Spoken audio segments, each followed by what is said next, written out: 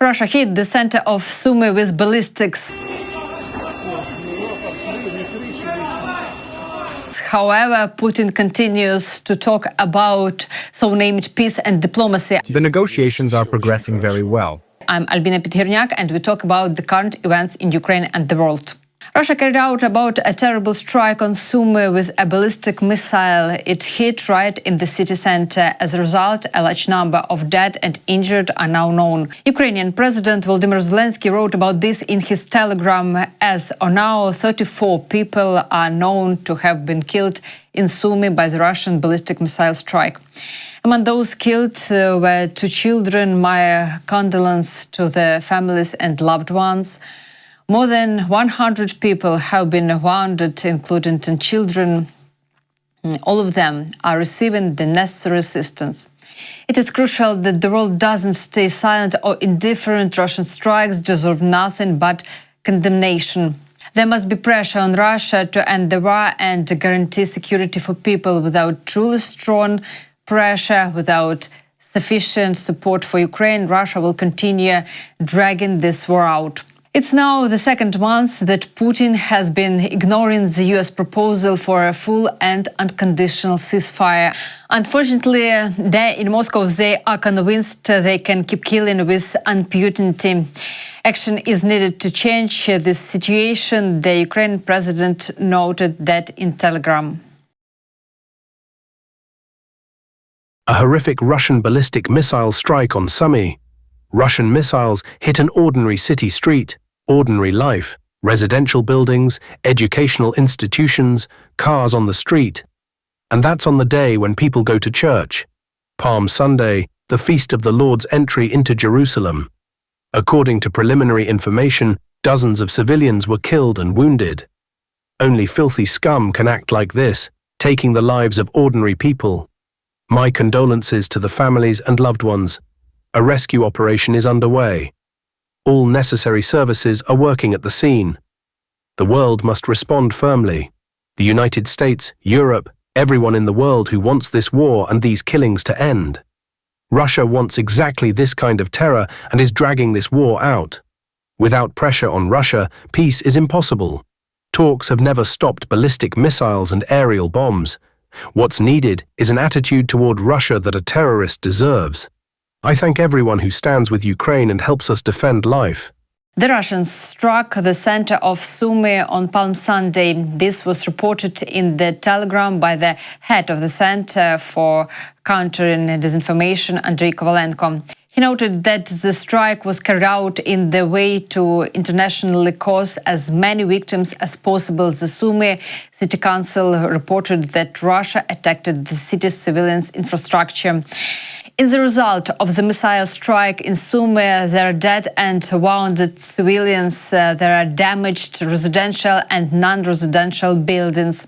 According to the Sumy City Council, they have been deployed the headquarters to eliminate the consequences of the emergency situation. On Palm Sunday, Russian creatures hit civilians in Sumy with missiles, intentionally so that there would be many victims. And this happened after Witkoff's visit to Moscow to Putin. The previous time there has been hit Kryvyi Rih, when many children died. That was after Dmitriev's visit to Washington, where he also met with Witkoff. All its so-called diplomacy and racket, Russia builds around strikes on civilians. The head of Ukrainian intelligence, Kirill Budanov, named the unit that carried out the terrorist attack on Sumy. At the head of the main intelligence directorate reported that the strike with 2 Iskander-M KN-23 ballistic missiles was carried out by Russian crew of the 112th and 448th missile brigades from the territory of the Voronezh and Kursk regions.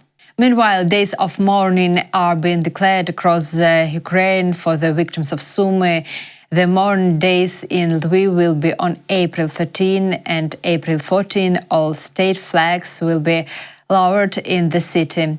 In Konotop, days of mourning have been declared on April 13, 14 and 15.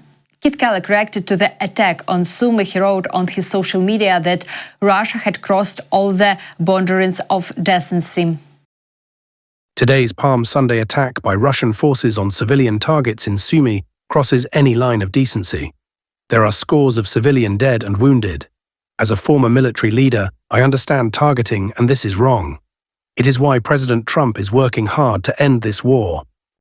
And the British Prime Minister Keir Starmer said that there is no room for maneuver for Russia. The occupiers must accept the conditions of the complete and unconditional ceasefire. I'm appalled at Russia's horrific attacks on civilians in Sumy, and my thoughts are with the victims and their loved ones at this tragic time. President Zelensky has shown his commitment to peace. Putin must now agree to a full and immediate ceasefire without conditions. Volodymyr Zelensky constantly speaks about the need for our country to receive additional air defense systems.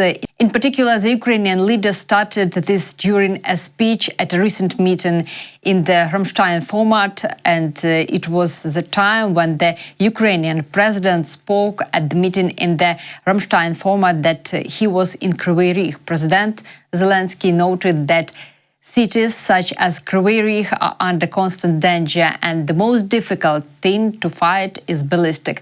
Volodymyr Zelensky asked European partners for an additional 10 Patriot systems. Today, I'm speaking to you from Kryvyi Rih.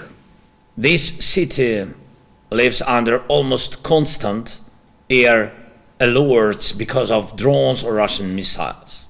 The most dangerous threat is ballistic missiles.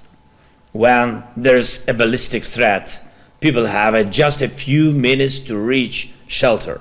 Just imagine what that's like, sending your child outside or just walking through the city knowing that a missile can hit within 5 minutes of launch.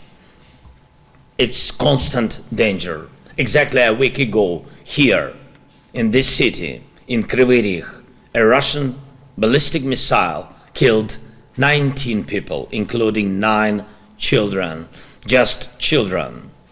On an ordinary street in Ukraine, we don't have time for metaphors.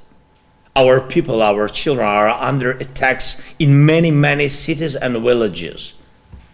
Dnipro, Kryvyi Rih, Nikoполь, Poltava, Mykolaiv, Zaporizhzhia, Sumy, Kharkiv, Odessa, Chernihiv, and other, many others. They all need protection from Russian missiles. You know that Ukraine has a shortage of air defense systems. You know that Patriot systems can effectively protect against ballistic threats. You also know that we are forced to move the systems we have around the country to give at least temporary protection to different cities. And you know what happens when even one system goes out of service. It means lost lives. In Russia, they see this as their advantage, their ability to be a terrorist state. And we must take away that ability, their belief that killing can be treated lightly. I ask you to focus first of all on air defense for Ukraine. We truly need it. 10 Patriot systems, the free world has them. What is needed now are political decisions to make them work for peace. We need that result. Volodymyr Zelensky also recalled the prisoners from China who were captured by Ukrainian defense forces on the territory of our country. The Ukrainian leader noted that Putin is trying to drag out the war, and clear evidence of this, among others, is the involvement of foreign citizens in the war on the territory of Ukraine. Last week, our soldiers captured the first Chinese citizens fighting on the front, fighting for Russia. As of now, we have information that at least several hundred Chinese nationals are fighting as part of Russia's occupation forces. This means Russia is clearly trying to prolong the war, even by using Chinese lives. Putin was not satisfied with soldiers from North Korea. Now he's trying to cover his shortages by pulling in yet another nation, the Chinese. How long can he keep doing this? We must work together to make such questions not about Moscow's choices, but about our joint pressure on Moscow, because that's the only way it will work.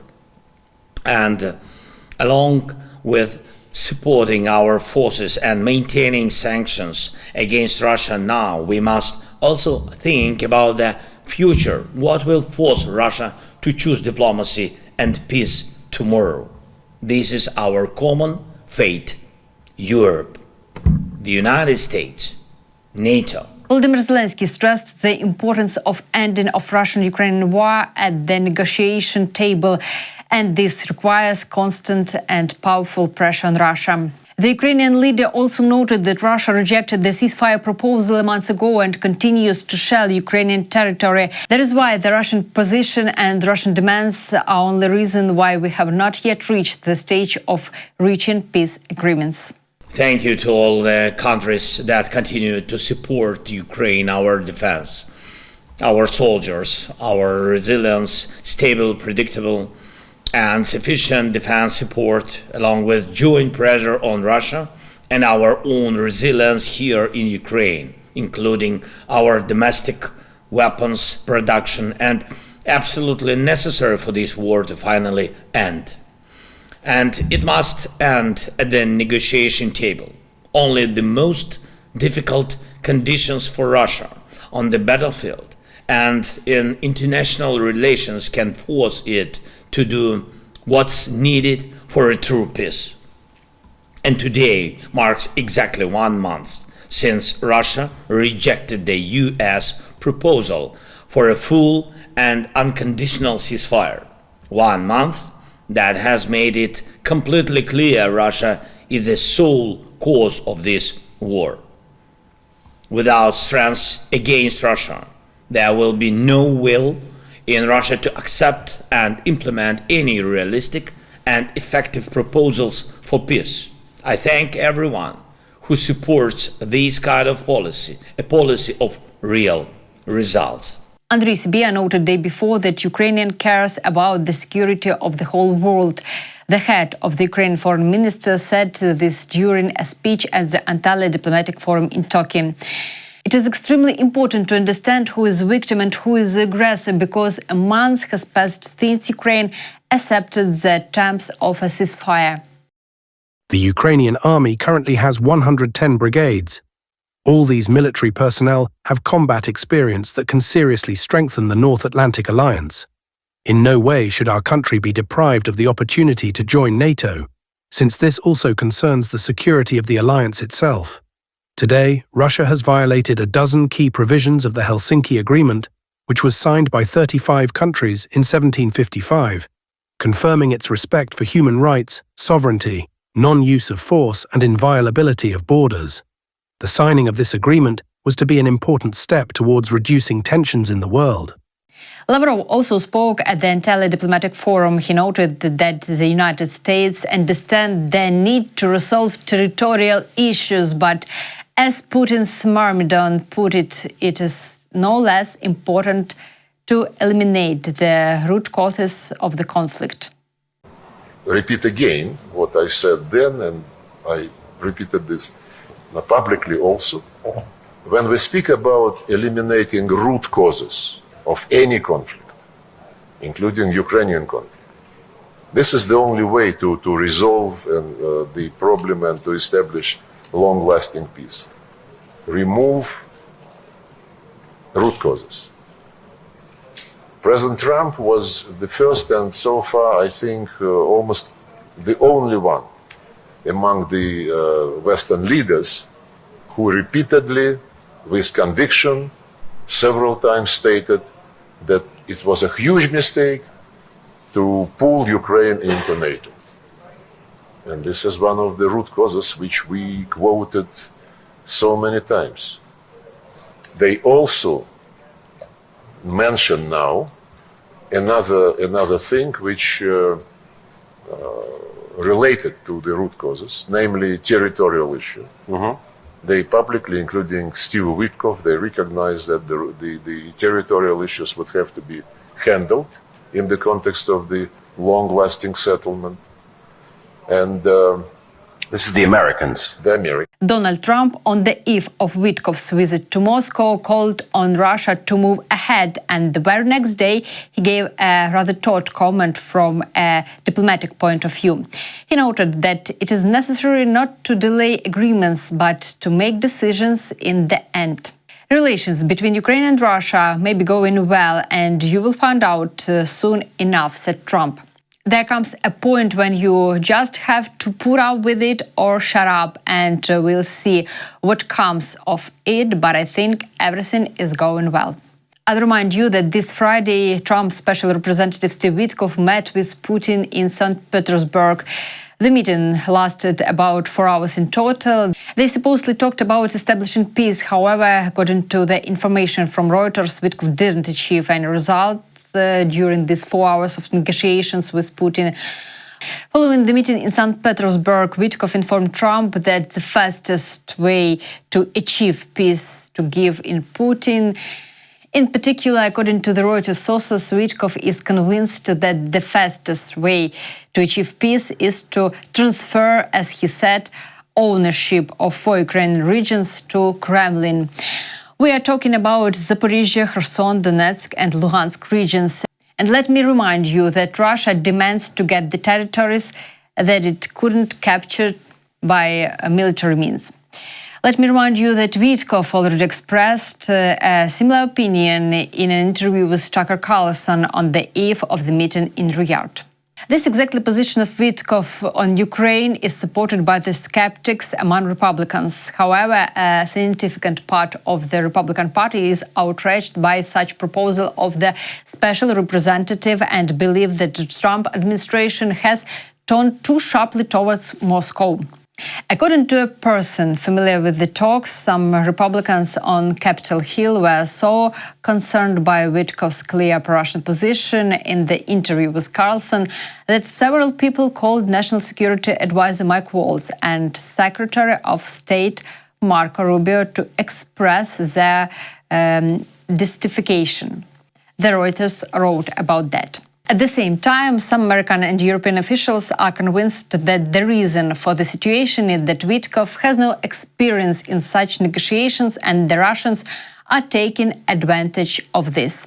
Reuters also notes that 2 European officials are recently met with the Trump administration that they were concerned about the pressure on the US government to get results as soon as possible.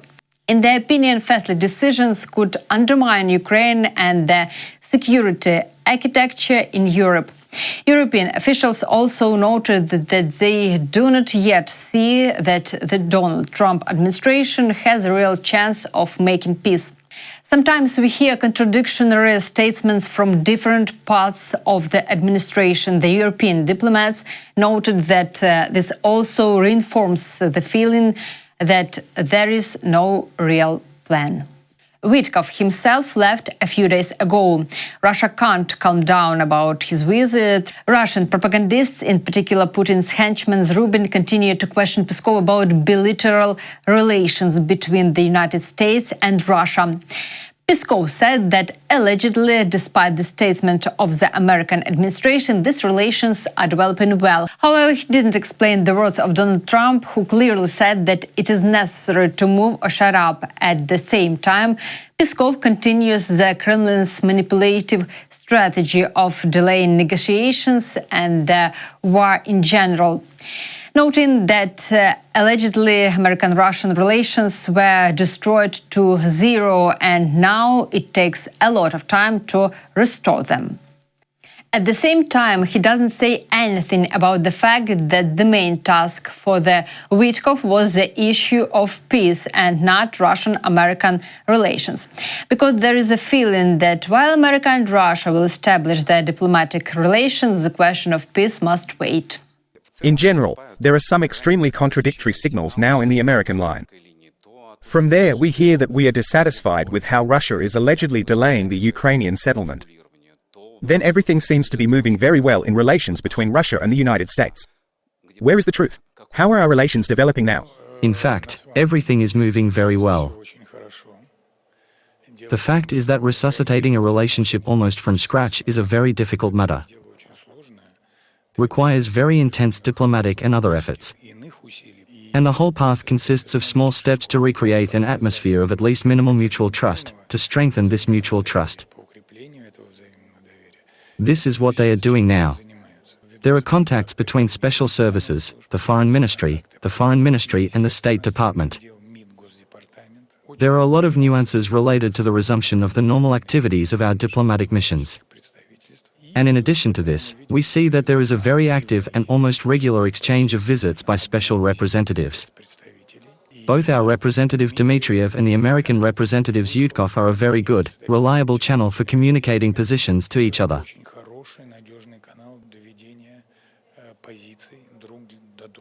The presidents listen to these messages, which are transmitted in this way, and have the opportunity to judge the reality of the state of affairs and the real approach, let's say, in the negotiations.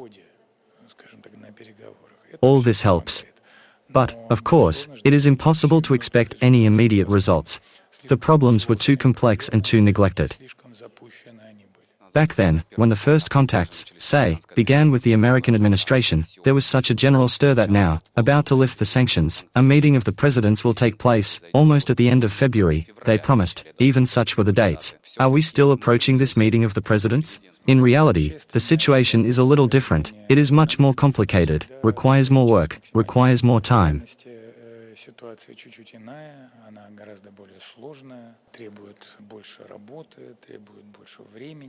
And now we are walking along this path together very patiently. We still have a lot of steps to take, but we just need to understand how much damage was done to bilateral Russian-American relations under the previous administration. This has very serious consequences, and now it is painstaking work to eliminate these consequences. At the same time, we see that Peskov is setting up the American administration to continue contacts, as he put it, or rather about trips to the States and Moscow in order to, as Peskov said, establish relations. In particular, Putin's spokesman noted that the arrival of someone could be part of the preparation for Trump's meeting with Putin. Could this be an additional step towards a meeting between Putin and Trump in person? One way or another, they will certainly be an additional step towards this meeting. This meeting will take place, and the presidents expressed their political will that it should take place, including doing it publicly. But it will take place at the appropriate time. You need to prepare for it.